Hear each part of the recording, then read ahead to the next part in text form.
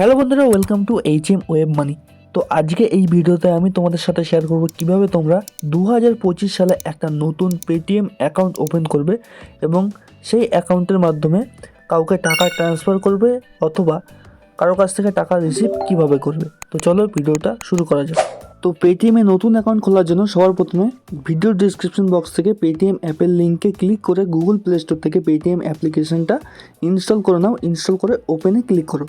ওপেনে ক্লিক করার পর তোমাদের সামনে এরকম একটা ইন্টারফেস আসবে। এরপর এখানে মোবাইল নাম্বার দিতে বলেছে। তোমার ব্যাঙ্ক অ্যাকাউন্টের সঙ্গে যুক্ত যে মোবাইল নাম্বারটা আছে সেই মোবাইল নাম্বারটা দিয়ে প্রসিড সিকিউরিটিতে ক্লিক করে দাও।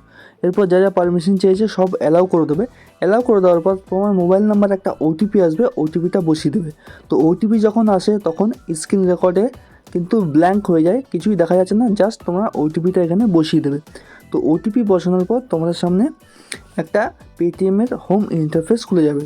তো পেটিএমের হোম ইন্টারফেস এখানে খুলে গেছে। এরপর তোমাকে এখানে তোমার ব্যাঙ্ক অ্যাকাউন্ট লিঙ্ক করতে হবে।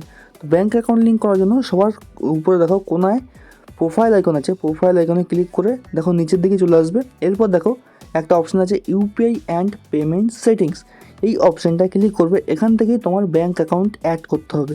এরপর এখানে সিম্পল অ্যাড ব্যাঙ্ক অ্যাকাউন্ট বলে একটা অপশান আছে, এই অ্যাড ব্যাঙ্ক অ্যাকাউন্টে ক্লিক করতে হবে।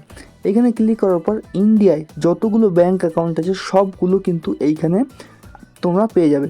তো তোমার যে ব্যাঙ্কে অ্যাকাউন্ট আছে সেই ব্যাঙ্কটা এখান থেকে সিলেক্ট করে নেবে। যদি খুঁজে না পাও সিম্পল দেখো সার্চ বক্স আছে, সার্চ বক্সে সার্চও করতে পারো। তোমার যে ব্যাঙ্কে অ্যাকাউন্ট আছে সেই ব্যাঙ্কটা এখানে সার্চ করতে হবে। তো এরপর আমার যে ব্যাঙ্কের সঙ্গে অ্যাকাউন্ট আছে সেই ব্যাঙ্কটা আমি এখান থেকে সার্চ বক্সে ক্লিক করে সার্চ করে নেবো। তো সিম্পল সার্চ বক্সে আমার ব্যাঙ্কের নাম আমি সার্চ করে নিচ্ছি। সার্চ করে এখানে সেই ব্যাঙ্কের উপর ক্লিক করতে হবে জাস্ট। তো সার্চ করার পর ক্লিক করব। ক্লিক করার পর আমার ব্যাঙ্কে একটা ওটিপি যাবে, মোবাইল নাম্বারে একটা ওটিপি যাবে। ওটিপিটা অটোমেটিকলি এখানে ভেরিফাই হবে। তো সিমটা মোবাইলের মধ্যেই থাকতে হবে। তো সিম্পল এখানে দেখো মোবাইল নাম্বার ভেরিফাই হয়ে গেছে। এরপর দেখো এখানে অপশান আছে রিসেট পিন, এখানে আসবে সেট পিন বলে একটা অপশান।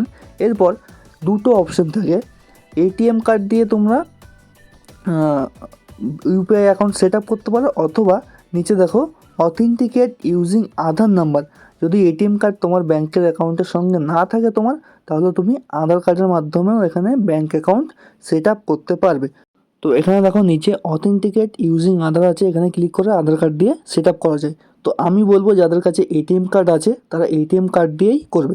তো সিম্পল সবার প্রথমে যাদের কাছে এটিএম কার্ড আছে সেটা দেখিয়ে দিচ্ছি। সিম্পল এখানে এটিএম কার্ডের যে লাস্ট 6টা নাম্বার আছে সেটা দিয়ে দেবে। এরপর কোন ডেটে এখানে ভ্যালিডিটি শেষ হবে সেটা দিয়ে প্রসিডে ক্লিক করবে। তোমার মোবাইল নাম্বারে একটা ওটিপি আসবে, ওটিপিটা এখানে দিয়ে নিচে দেখো রাইট চিহ্ন আছে, রাইট চিহ্নে ক্লিক করবে। ক্লিক করার পর এখানে ইউপিআই পিন তোমাকে বসাতে হবে। এই ইউপিআই পিনটা যখন কাউকে তুমি টাকা সেন্ড করবে অথবা তোমার ব্যাংকে কত ব্যালেন্স আছে সেটা চেক করবে, তখন কিন্তু সবসময় এই ইউপিআই পিনটা প্রয়োজন হবে। আর কিছু কিছু ব্যাংকে 4 সংখ্যার থাকে আর কিছু কিছু ব্যাংকে 6 সংখ্যার ইউপিআই পিন সেট আপ করতে হয়। তো তোমার ব্যাংকের অনুযায়ী এখানে এইটা আসবে।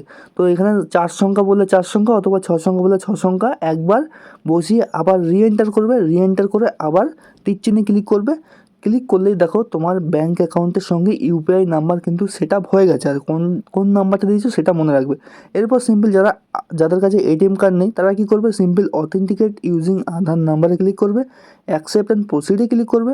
অ্যাকসেপ্ট অ্যান্ড প্রসিডে ক্লিক করার পর তোমার আধার কার্ডের সঙ্গে তোমার ব্যাঙ্ক অ্যাকাউন্ট লিঙ্ক আছে না কি না সেটা এখানে দেখবে। এরপর আধার কার্ডের প্রথম যে 6টা আধারের নাম্বার হয়, আধার কার্ডের প্রথম 6 নাম্বার দিয়ে এখানে সিম্পল প্রসিডে ক্লিক করবে। প্রসিডে ক্লিক করার পর এটিএম কার্ড দিয়ে যেমন করে করতে হয়েছে সেম ওটিপি আসবে আর same UPI number set up করতে হবে।